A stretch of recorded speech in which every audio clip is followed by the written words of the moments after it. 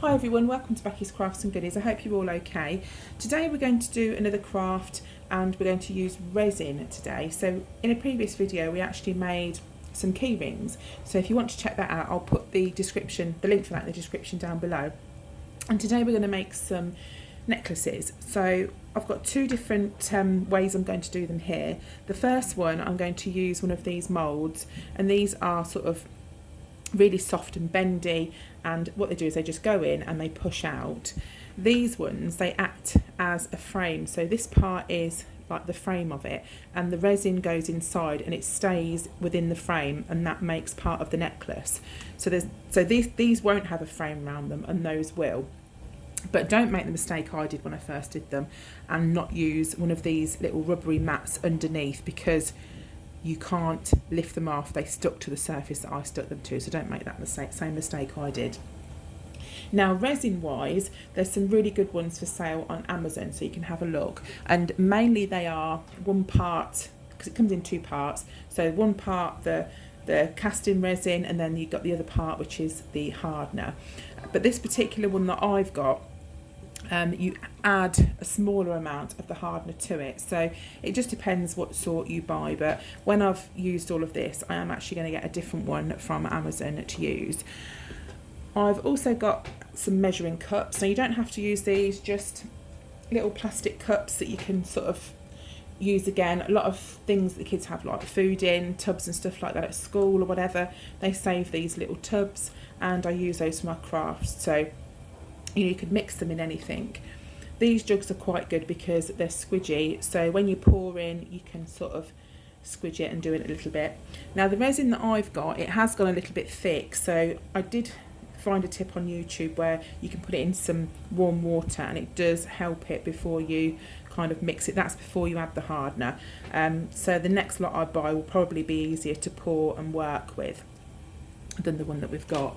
Now with the hardener that I've got, you don't have to add too much to it, so I measure it out using a syringe because you don't have to use a lot.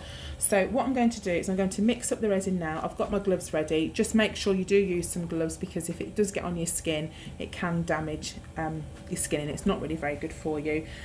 You will probably also need maybe some lolly sticks or something like that. You can buy kits online and they have like little stirrers in. This one's got like an extra bit so you can kind of get to the corners. But you don't really need a great deal.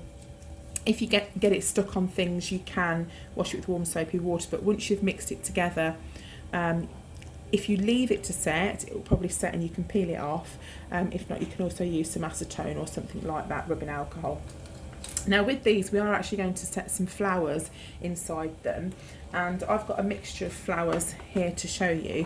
Now these came from AliExpress. They're not flat pressed flowers, so if you want those that look a little bit more 3D, you can get those. They come in these boxes here. I'll just show you those and I'll show you the other ones, so you can put those in.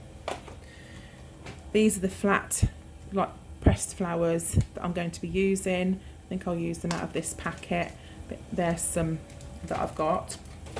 People also use these little flakes and they put those inside the resin as well, so that would be quite good to use. And let's just pull this little tub closer. I showed you these with the key rings. You can use all sorts of bits like this. There's glitter, you can use sort of bits of glitter and all sorts of things, so you can put lots of things in. So I'll stop rambling on and I'll mix up the resin and we'll get making the necklaces. Right, so when you mix in the resin, don't mix it too fast, like don't go mad with it, just go mix it but don't go bonkers with it, and just make sure you get around the edges and you give it a good mix and a good stir. Now if you get bubbles in your resin when you're pouring it in, you can use like a heat gun or something like that. I've got one that I use for my embossing, so you can just kind of put that on and just pop the bubbles, so that works okay.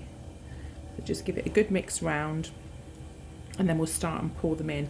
So I'm going to do one of these first and we'll put some flowers in. I did do some more but I actually ruined them, so these are the the ones I've got left and the flowers that I've got left. So I'll put just a small amount in, and I need that to kind of level all the way around. Make sure it goes all the way to the edges as well, because you'll see the gap when it starts to dry. Right, and then just get your flowers or whatever you want to put in, and if they're a little bit too sort of big, you can just cut off whatever bits you need. So I'll get that, poke that in like that. I am going to put some more resin over the top, and then I think I'll maybe break up one of these twigs, and I say twigs, bit of leaf, and pop that on. Stuck to my finger. Just put that in place. Might put a little bit of this one in down the corner. I think that'll look quite cute. And then I'm going to put a little bit more resin over the top. You can poke it down if you want to and sort of push it in. I'd say this resin is, well, I've had it a little while, so it's not the best, so I'm just kind of being cautious with it really. So I'm just going to go over the top. I've really got to stop dripping it and pay attention to what I'm doing. I'll clean that up a bit actually in a second. So make sure that it's all covered. You can get little brushes as well, just to brush it and smooth it out. You can buy those on Amazon. And I'll do a few more of these, and we'll also do this other little mould next as well. So once this is done, I'm just going to really carefully move it, keeping it on the mat, and we'll move it to one side, and we'll let that dry. I'm going to give it 24 hours, and then we should be able to move it and, you know, start and touch it and things. It's the next day now, and they've dried enough to be able to move them, and these pads, these like little mat things, work so much better. They're really, really good. So just a word of sort of a tip really, word of a warning, a tip, whatever you want to call it. These, if you're doing this type where you've got the casing around the edge and you put your flower inside, I would probably do it as though when you're working at it, the bit you're looking at is the top. Whereas in here, I found these particular moulds, the top's better like that way. So facing sort of upside down, so to speak, so that the other side you can't see is the front. But with these ones, I found that the bit you can see is better being the front. It's just how these moulds sort of turn out and sort of how smooth they look. So whether that's the case on everything, but just kind of like work it, you know, on what you're making and what you think, you know, looks better. Now, let me show you this, for instance. We've got these here, and if I pull this up, that is what I would like to be the front. It looks a bit milky because it's not quite finished drying yet. And if I leave it upwards, it sort of goes a lot clearer. But the flowers look to me a bit better like that. But if you look from the side kind of profile, it's flat.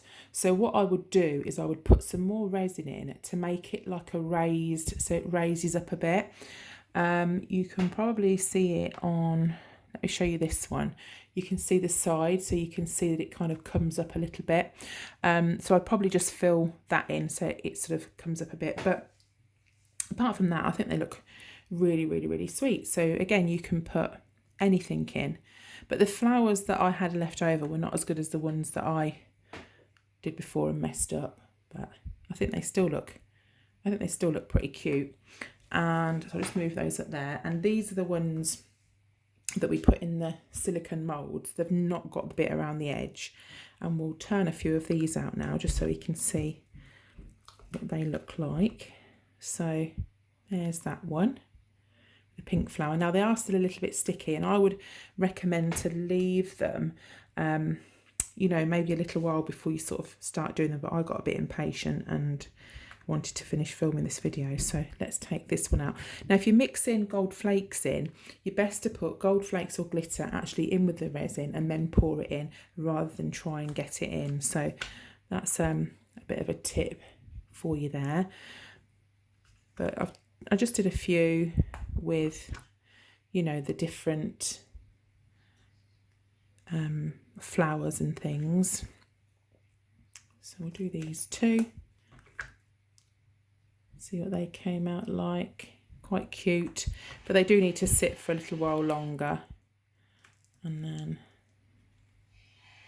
there's that one, which again is quite sweet, and that looked quite cute. So all you need to do for those, if you want to put them on a chain, you can put them on any kind of chain really, but I've got these.